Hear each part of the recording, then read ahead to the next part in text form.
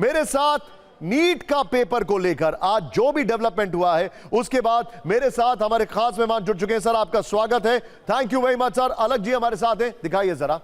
Thank you very much sir for joining us. आपने समय निकाला। सर मेरा पहला सवाल आपसे यह है, क्या आपको लगता है कि नीट पेपर लीक एक संगठित नेटवर्क का हिस्सा है या ये एक सिस्टम की लापरवाही है?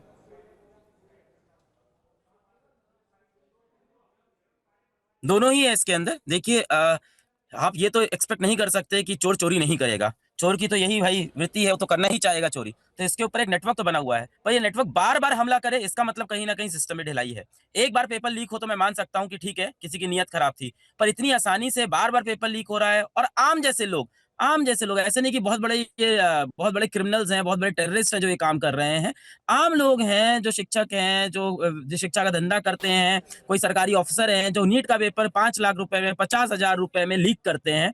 तो इसके अंदर कहीं ना कहीं सिस्टम की एक बड़ी फॉल्ट है। और मेरे ख्याल से सजा का प्रावधान बहुत ही सस्ता है। जितने भी लोग इन सब धांधली में पकड़े जाते हैं वो पहली बार नहीं पकड़े जाते हैं। आज जितने भी नाम इस नीट के सुर्खियों में बनेंगे, ये सारे नाम अगर आप जांच पड़ताल करेंगे तो पिछले 5 साल में भी ये नाम उठे होंगे, पर इनको ऐसी सजा ही नहीं हुई कभी कि इनको डर लगे, इनके हाथ कांपे अगली बार ऐसा कुछ करने में।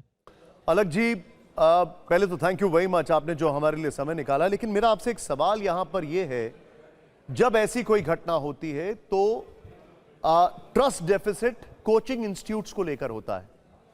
कहा जाता है कि कोचिंग इंडस्ट्री जो है उसका इसमें हाथ हो सकता है, कुछ सेलेक्टेड लोगों का इसमें हाथ हो सकता है। क्या आपको लगता है कि कोचिंग इंस्टीट्यूट्स जो हैं कुछ सेलेक्टिव, मैं सबको एक तरह पेंट नहीं कर रहा हूं, वो इस सिंडिकेट का हिस्सा हो सकते हैं? बिल्कुल हो सकते हैं, मैं इसमें बिल्कुल डिनाई नहीं कर रहा हूँ। बिल्कुल इसका हिस्सा हो सकते हैं। और मुझे लगता है जो भी कोचिंग इंडस्ट्री से, जो भी शिक्षक, जो भी ऐसी कोचिंग के लोग पकड़े जाएँ, उनको फांसी हो जानी चाहिए भाई इसके ऊपर। मतलब मैं तो बोलता हूँ कि कड़ी जाँच पड़ताल हो कोचिंग इंडस्ट्री के ऊपर। मैं तो इस चीज़ को एकदम ओपन सपोर्ट करता हूँ कि अगर बच्चों के भविष्य के साथ ये शिक्षक ही खेलने लगेंगे तो क्या होगा? तो बिल्कुल इसके अंदर कहीं न कहीं आप जो कह रहे हैं चांसेस बिल्कुल ओपन है कि हो सकता हो कुछ शिक्षक भी इन्वॉल्वड हो, कोचिंग इंडस्ट्री भी इन्वॉल्वड हो। जो भी इन्वॉल्व है उसके ऊपर कड़ी सजा होनी चाहिए। अलग जी देखिए, आपसे दो टाइप के सवाल पूछ रहा हूं। एक तो मैं मैक्रो लेवल पर आपका पर्सपेक्टिव जानना चाहता हूं और एक मैं कुछ आपसे केस स्पेसिफिक चीजें पूछना चाह रहा हूं। राजस्थान पुलिस के एडीजी ने कहा कि 15 दिन तक गेस्ट पेपर्स जो थे वो सर्कुलेशन में थे फॉर 15 डेज। यही गेस्ट पेपर के आधार पर सारी गड़बड़ी हुई है।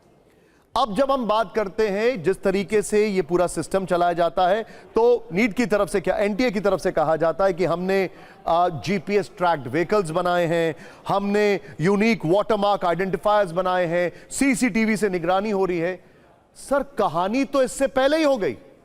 मेरा सवाल यह है, 15 दिन तक एनटीए को पता नहीं लगा, क्या यह पॉसिबल है?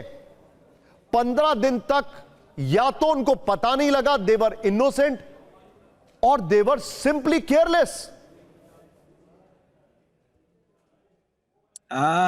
इनोसेंट के चांसेस तो कम है इसके अंदर कि 15 दिन तक ये बात पता ना चले, क्योंकि इतनी बड़ी प्रणाली है, इतना बड़ा एग्जाम करा रही है। और जो बात बच्चों के बीच में आम तरह से फैल रही है कि भाई नीट का पेपर बिक रहा है, आप खरीद लो, नीट का पेपर 50,000 रुपए मिल रहा है, आप ले लो, 5 लाख रुपए मिल रहा है, फलानी जगह आ जाओ, रुक जाओ और रात भर तैयारी कर लो। जब ये बातें इतनी आउट है और सोशल मीडिया के ऊपर इतनी फैल चुकी है, तो एनटीए को ऐसा नहीं हो सकता कि इसके बारे में भनक भी ना लगी हो। जानकारी बिल्कुल होती है, पर देखिए ऐसी जगहों पे ऐसा होता है कि एनटीए भी ये सोचता है कि ये रूमर्स भी हो सकती है इन चीजों को दबाने का। पर इसके ऊपर जांच पड़ताल अगर पेपर के पहले कर लेते तो पेपर के बहुत सारे सेट होते हैं एनटीए के पास, वो पेपर का सेट चेंज कर सकते थे, नए सेट से पेपर करा सकते थे।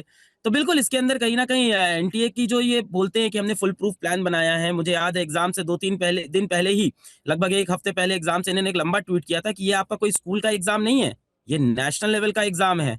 अगर आपको लग रहा है इसके अंदर गड़बड़ी हो सकती है तो आप ऐसे हैं वैसे, मतलब बड़ा ही बच्चों के लिए बड़ा ही डेरोगेटरी टाइप का एक ट्वीट किया था, जो कि 24 घंटे में डिलीट भी कर दिया। वो ऐसा था कि एनटीए है, देखो हम कितने मजबूत हैं और तुम लोग क्या समझते हो, स्कूल का एग्जाम है। 24 घंटे वाला ट्वीट डिलीट भी हो गया। आज बच्चे उसी ट्वीट को क्वेश्चन कर रहे हैं। अगर आप बच्चों के पॉइंट ऑफ व्यू से सोचो तो बच्चों ने 2 साल अपना जान लगा के इस एग्जाम को दिया है, अपना सब कुछ ऐशो अलग जी, फिरना, माँ बाप, मैं आपसे यहां पर एक चीज मैं स्पेसिफिकली पूछूंगा। आपने कहा कि कई सेट ऑफ पेपर्स होते थे, अगर आप थोड़ा ध्यान देते तो 15 दिन में जो चीज इन सर्कुलेशन है आप उसको कंटेन कर सकते थे। एम आई राइट? ये पॉसिबल है, राइट? बिल्कुल बिल्कुल। तो फिर बिल्कुल तो फिर मेरा सवाल खड़ा ये होता है सर, है ना, बड़ी जिम्मेदारी के साथ एक नेशनल चैनल पर यह सवाल मैं पूछ रहा हूं कि क्या कहीं अंदर से ही तो कोई मिला हुआ नहीं है जो चाहता था कि एग्जाम कैंसिल ना हो, जो चाहता था कि वो चीजें आउट इन पब्लिक रहे और उसका फायदा हो रहा हो? देखिए, टॉप लेवल पे तो ऐसा होना बहुत मुश्किल है कि टॉप लेवल से ऐसी चीज़ें हों। हाँ, पर नीचे के लेवल पे डेफ़िनेटली ऐसा होगा कि कोई ना कोई ऐसे पेपर कैसे बाहर जाएगा? सिस्टम के अंदर से ही तो पेपर गया है।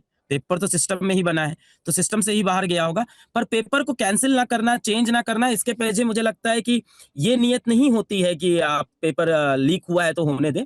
उसके पीछे ये नियत ज़्यादा होती है कि इतना बड़ा जो ऑपरेशन है, इसको कैसे सँभालेंगे?